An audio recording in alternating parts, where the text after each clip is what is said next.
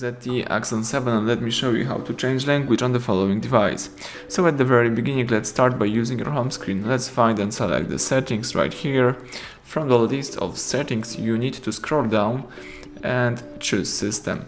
Alright, here let's find and select here the languages and input, the first option, and let's tab languages from the top of the screen. So in my case, I'm using English from United States right now, but in order to change language, let's choose Add a Language, and this is the full list of available languages that you can use on this device. So in my case, let me find and select the Espanol, for example, from España.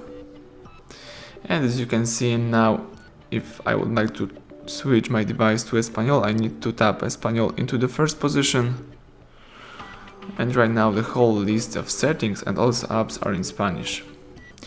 If you would like to go back to previous version, so to the English one, let's choose Ajustes, scroll down, choose Sistema, tap here Idiomas y Introducción de Texto, tap Idiomas again, and let's place English into the first position.